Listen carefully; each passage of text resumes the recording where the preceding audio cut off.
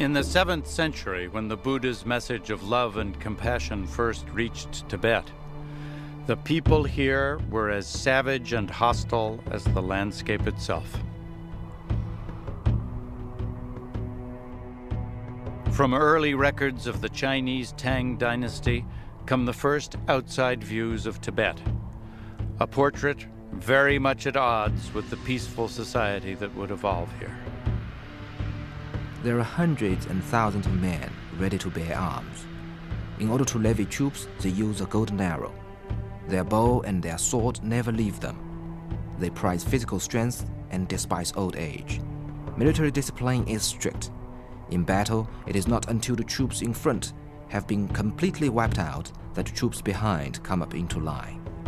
They prize death in battle and hate to end their lives by sickness.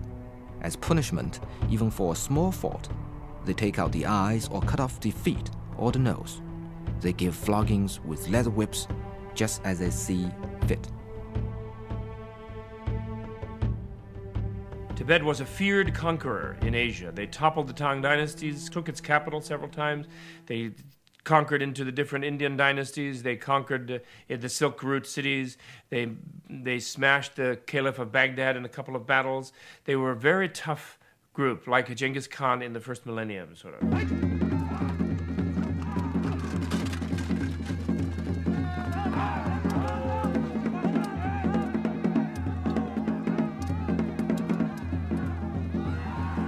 With China and Burma to the east, India to the south, Russia to the north, and the Arabic empires to the west, Tibet's military expansion was by all accounts formidable.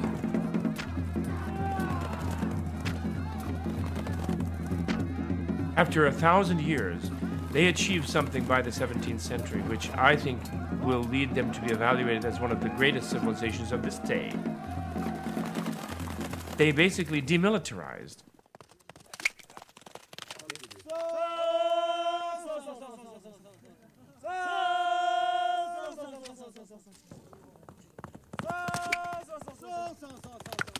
Reminders of their warlike past can still be found in Tibet's national sports of polo and archery.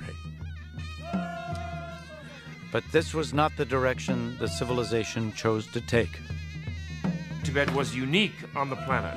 No other country changed in the same way that Tibet did. All of the others really went in the opposite direction. Tibetan criterion of civilization is a nation that does not use violence, that solves disputes and dilemmas reasonably, with conversation with neighbors.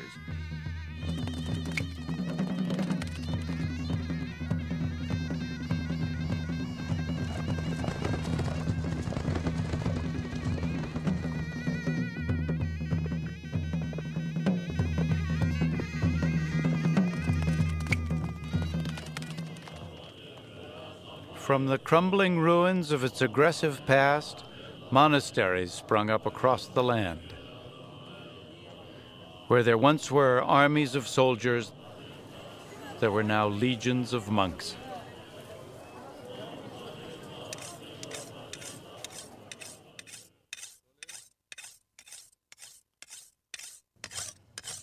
By the late 17th century, Tibet's transformation was complete. Scythe replaced sword, temple replaced fortress. From the most unlikely beginnings, a peaceful, self-sufficient society emerged, dedicated exclusively to the pursuit of non-violence and spiritual wisdom. He was a very gentle people who wanted nothing more than to evolve their wisdom civilization even further. There was no starvation in Tibet. People had what they needed to survive. In this lifetime, they were an aristocrat. Next one, they were a peasant. It wasn't that big of a deal. Hardships, to be sure, but every civilization has that. Inequities, to be sure, every civilization has that. But is it in a direction? You know, it was quite an extraordinary experiment that everyone was a part of.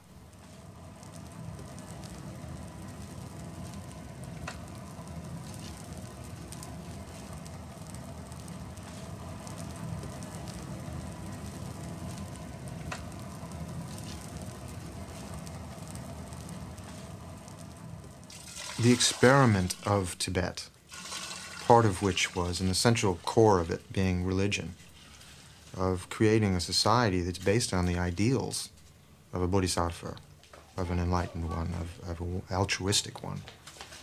A truly altruistic society whose institutions are formulated from the ideals of that enlightened individual.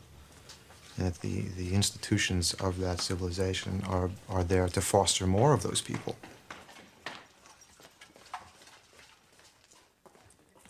We tend to do that the other way around in this country. We make institutions and conceptual frameworks and then try to fit people into them, rather than starting with the wonderful ideal and then have institutions and structures to create more of them or foster them or support them.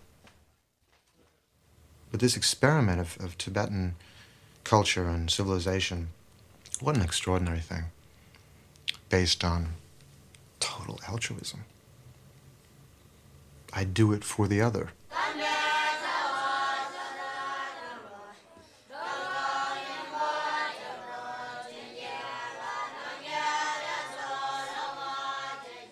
At the turn of the 20th century, there were over 6,000 monasteries in Tibet. A quarter of the population entered religious orders for a life of celibacy and spiritual devotion. It was a source of great pride for each family to have at least one son enter the priesthood, often before his 5th birthday. This was the world into which the 14th Dalai Lama was born. They treated me just like another boy. So they often use it, defeat. So when we compete, I often defeat. So sometimes I feel so unhappy, sometimes I cry. But they, I said, they don't care who I am.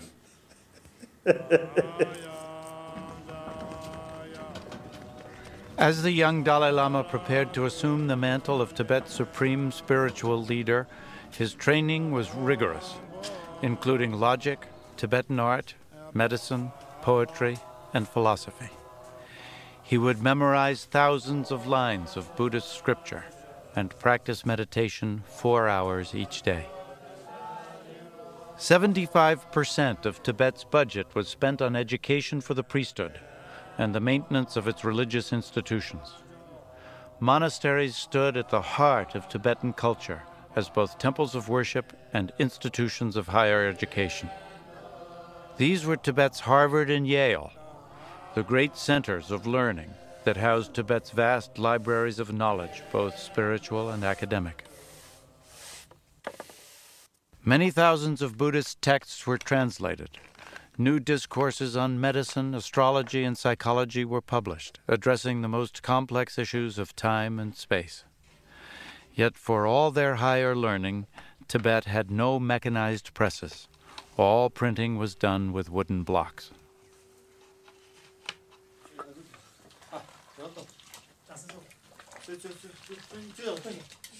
Tibet challenges all conventional notions of modern civilization.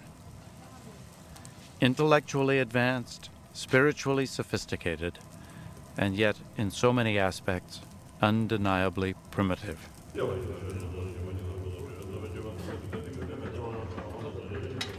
In Tibet, even the wheel, that proverbial symbol of progress, was used primarily for religious ends.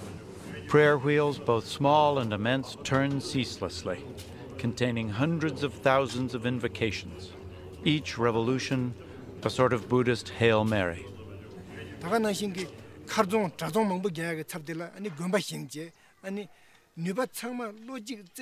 Instead of guarding our borders, we devoted ourselves to teaching and learning. Instead of launching invasions, we built monasteries. We channeled the whole energy of our minds to the contemplation of compassion, impermanence, and the nature of life and death. So the same people who were ready to fight and die in wars now devoted themselves entirely to spiritual matters.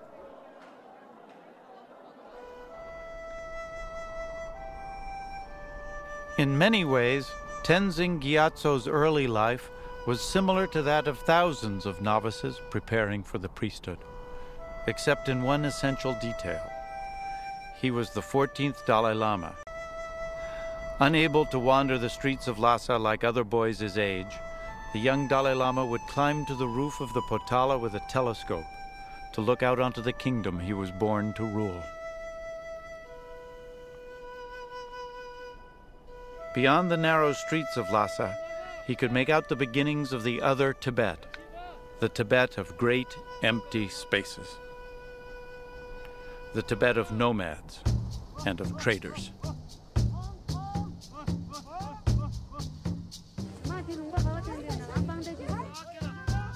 In the years before ocean travel, all trade with the Orient moved over land.